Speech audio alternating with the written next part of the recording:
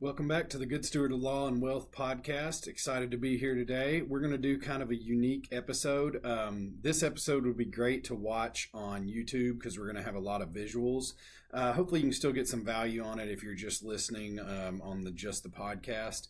But what we're going to do today is walk through an actual client example of how I analyze client estate planning when they first come to me for a meeting and how that process actually works. So I'm going to walk you through step by step when clients come to our door to when I have my develop that financial plan for them. So we're going to start with what you get whenever you sign up with a meeting for us and how I get my information. Let me show you.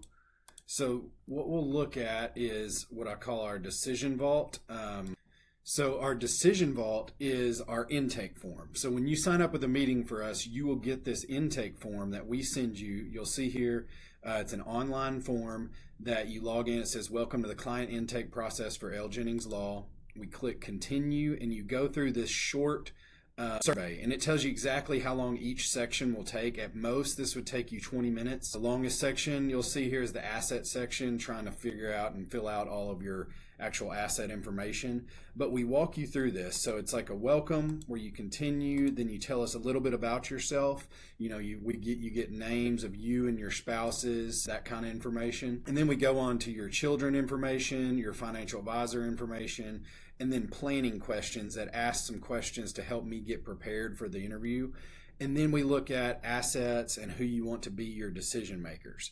So this is sent before client meetings. So when they send this to me, I'm getting this to review before I meet with them. And then what it produces once I meet with them is basically an export of all their information. So like you'll see here, this says John Smith and their planning information. So this is John and Kim Smith. It gives me all their names, their birthdays. I know that they are 70 years old. He's 70, she's 65. I get their family information that we have 3 kids that are grown, 45 to 37 range.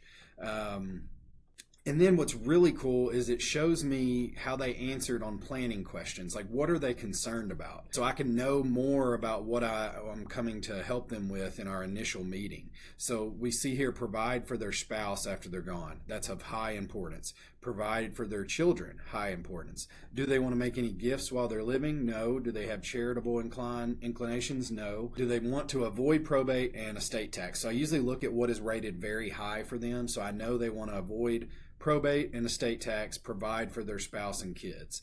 And then we look at some other concerns. Are they concerns about divorce from their children or with their children? Yes, and that is a high concern.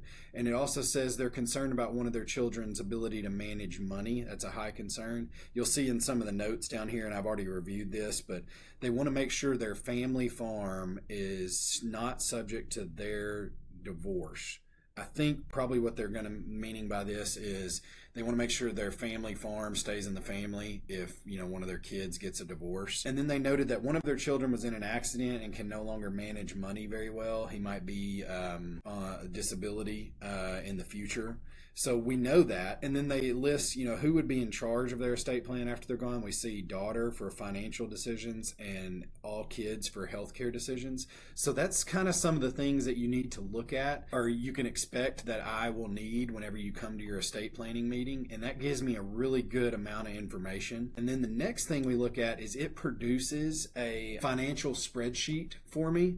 So it puts all of their financial information into a spreadsheet. So you'll see here, John and Kim Smith, their major financial items, let me move this, is they have a checking savings account with about $45,000 in it combined. But then they have pretty large retirement accounts. I see that John has a 401k with about $900,000 in it. Kim has a 403b with $400,000 in it. And then they have several real estate properties. So we've got their personal residence, which is high value. They have a rental house, and then they have the farm that we already read about, 80 acres there. And then they have some life insurance. So basically, we're looking at a couple that, if they were to pass away, they have a net worth of about $3 million, especially in their 70s that are ready to retire. Most of their net worth sits in their IRAs and 401ks. And just a few things that I'll note here when I look at this, what I'm looking for is how are things titled, where are the beneficiaries. So the checking and savings account has John and Kim on the account, so it's both of them, but no beneficiaries listed. The savings account only has John on the account, so no beneficiaries. And their retirements, which are good, they have each other, and then they have the kids as beneficiary, but there's something that comes to mind about an issue with this. And then same with their properties, they're just owned jointly. And then life insurance, you'll see down here, they just have the kids as beneficiaries. I mean, just as the spouse as beneficiaries, but not the kids. So some things that jump out to me right here when I'm looking at this is checking and savings accounts have no beneficiaries. So we need to, at very minimum, name a beneficiary here. And then what we're looking at is on the savings account, it just has John's name. So since that's not a joint account, we either need to add Kim as a joint owner or make sure she is listed as a beneficiary. Because what would happen with that savings account is if they have no estate planning in place, it may not all go to Kim. The kids would have an interest in this if it went through probate. So that's something to think about. And then we look at their retirement accounts. So one thing they noted in that intake form is they were worried about one of their kids' ability to manage money, and they were worried about protecting assets, mainly the family farm, from divorce. So what this would do is their large accounts, this is what, $1.3 million or so in retirement accounts. It's going to go to those kids outright if they're both gone. That means the kid that can't manage money or doesn't need to be managed money would inherit a lot of money that would go to waste. So that's something that jumps out to me. And then the other thing is these properties are worth, $1 million or so when you add them all up. And there's no beneficiary or they're not in a trust. So these things would go through probate, which we don't want. And then life insurance, it's probably safe because they have spouse as the beneficiary, but what if something happens to both of them in the same car accident? So those are some things I'm looking at before the meeting. That's why people say, well, why do you need all this information just to meet with me? Well, this helps us be very productive if I know all this information because I already have some solutions in mind that this family may want. So when we're talking with this family, I may learn some more, but let's just assume what they filled out in the initial intake is, their main concerns. So what we're looking at here, every client I work with, I always want to set them up first and foremost to avoid probate. So we set things up that will avoid probate whenever one of them pass and then when both of them pass. And how we do that is a few different ways. We can name beneficiaries on all accounts over here, and then that avoids probate. So if they had beneficiaries on all these accounts, that would stay outside of the court system. But they don't on some of them. So we want to make sure we have a beneficiary listed on everything. Now, on the real estate, it's a little harder to do beneficiaries. You can do what's called a beneficiary deed, and that is what we do sometimes. But their specific concern was with the 80-acre family farm that they had. They wanted to make sure it remained in the family and wasn't subject to their kids' divorce. So immediately where I start thinking, when I see multiple real estate properties and then the issues that they mentioned about their kids' ability to manage money and wanting it protected from divorce, I start talking with them about a revocable trust because that gives us some protections there. So that's something to think about, and I'll show you what I do. Say we sat down, I had my initial meeting, they confirmed their intake form about their main concerns and then the issues they had. So basically, we confirmed what we just said. What I usually do from there is I develop a flow chart, which you will see here. So when I meet with them, I will take away that evening or the next day and develop a flow chart, and I call it the plan design that I will send them. So they get a plan design in their email, and then this is basically me laying out what I think is the best option for them. Sometimes, I send them this plan design and they're like, that's perfect, let's do that plan. But sometimes we tweak it a little bit till we get it right. But generally, this is how I would design a plan after meeting with John and Kim. So they wanted to make sure everything avoided probate and went to the kids in a protected manner. So that made me think we need an irrevocable trust. And the reason why is represented by this flow chart here is a revocable trust. So it's represented by this box. Above this line, I tell people is while they're living. So if we create a revocable trust, What that means is it's a trust that John and Kim are trustees of, meaning they're in charge of this, and it's revocable living trust, so they can change it at any point.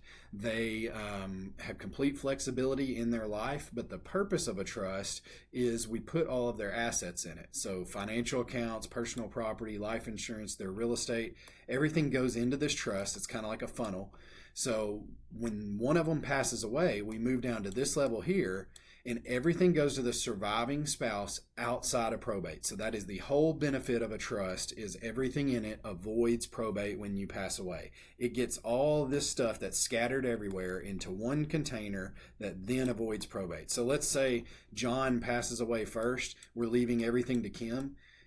Let's say she wasn't involved in any of the finances of the family. She raised the kids, but she didn't know where their bills were paid, who had their bank accounts, who their financial advisor was, or anything.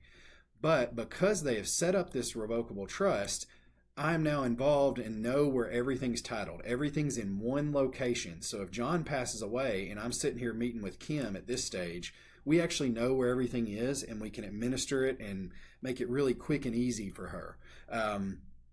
But the other benefit is, say when they both pass away, we move down to this level here, and we're thinking about how we leave things to the kids. So they said that they wanted to protect it from their kids' divorce, number one. Let's talk about that.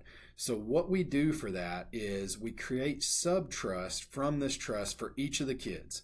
Let's say each of their kids get their own trust. The reason we do that is anything that's held in these properly drafted trusts for their kids, it's protected from divorce, creditors, bankruptcy, all that. So if we are leaving the family farm to them in this trust, it is protected. So if Sarah, their daughter, got a divorce, the family farm stays with them. So how we could set it up is each of these kids get a 1/3 interest in the family farm. It all stays together, but they own an undivided interest. So if one of them got a divorce, the ex-wife isn't going to take the farm. But also it's protected from other things like creditors, bankruptcy. I tell people I set my trust up to leave anything I may inherit to me in this same manner, because I may get sued for malpractice or something like that. So anything left to me is protected. So if, let's say Sam over here was a doctor, you may want to make sure you leave it to him in a protected manner from anything that may happen to him in his work life. So the creditors or lawsuits can't get the family farm. So that protects them. And then we'll see. Well, let's go on to Eric. So their one son, Eric, the one they mentioned was in an accident, and he doesn't need to manage money now, and he may be on disability in the future or Medicaid. So what we do for his is we leave his share of all the money to a trust. So the family farm, his share of that goes to a trust, but also the 401k and retirement accounts that they have, we're looking at, I think it was about $1.2 million. So divide that by 3, he'll be getting a few $100,000 into this trust. So we want to protect that because he can't manage money. We can leave it to a trust that's managed by someone else. So we name the bank as the trustee of his trust, meaning the bank manages the money on his behalf for his benefit, but we make sure it's stewarded well and it doesn't go to waste because they are in charge of actually managing it for him. And you'll see here I put with a supplemental needs toggle. So how I would do this is I have a little toggle in the trust that says, if at the time Eric is set to inherit this, he is on disability or Medicaid, or he qualifies as a special needs, supplemental needs person, we would then flip this trust to a supplemental needs trust, so the bank could then manage it in a little different way to where it doesn't kick him off Medicaid or disability or anything like that, and he still gets all the benefits he's entitled, but still the benefits from the assets his parents left. Now, the difference in here, so both Sam and Sarah have a trust, but they are their own trustees. Parents weren't worried about their ability to manage money. They don't have any special needs or anything like that. So we just name them as their own trustee, meaning they manage everything how they choose, but it's still protected from creditors, divorce, bankruptcy, all that. So basically, this whole structure keeps everything outside of probate and passes to the kids in a protected manner. Now, one other thing I didn't hit on is what does this do for them while they're living? Now, this trust actually protects them while they're living as well, because anything entitled in the trust, if they were to be incapacitated, let's say John and Kim were in a car wreck together, they're in a coma, Sarah can step in as backup trustee and manage everything in this trust on their behalf and for their benefit. So she can make sure all the bills are paid, everything like that is taken care of. Now, and the other things that help with that over here, you will see power of attorneys. I always do power of attorneys for clients when they come in, because everyone over the age of 18 needs a power of attorney. And so basically, John and Kim are each other's power of attorneys, but then say they were in that same car wreck, that's where we name Sarah and then Sam as backup to pay their bills. The trusteeship handles anything in the trust. The power of attorney handles anything outside of the trust. The other one, so that's a financial power of attorney, but we also do healthcare power of attorney, and that's these bottom two boxes over here. So that just means the kids can step in and make healthcare decisions for both John and Kim if they wanted to. And they wanted all three of their kids as their healthcare decision makers, so that's how we drafted that. They weren't worried about Eric's ability to make healthcare decisions. It was just his ability with money. But they wanted all three involved in the decisions to manage the healthcare and make decisions for them. So this is how I really construct an estate plan and how I think about it from start to finish. And this is a pretty common client scenario that we deal with. We've got people with large retirement accounts and a family farm. That is typical Arkansas clients. And this is kind of my bread and butter. So this fits a lot of client situations. If you have a $1 million retirement account and some acreage on family land or just multiple real estate parcels, come see me and we'll probably start talking about a similar setup for you. But thank y'all for listening today. We will look forward to future episodes of the Good Steward Law and Wealth podcast and hope you enjoyed this one.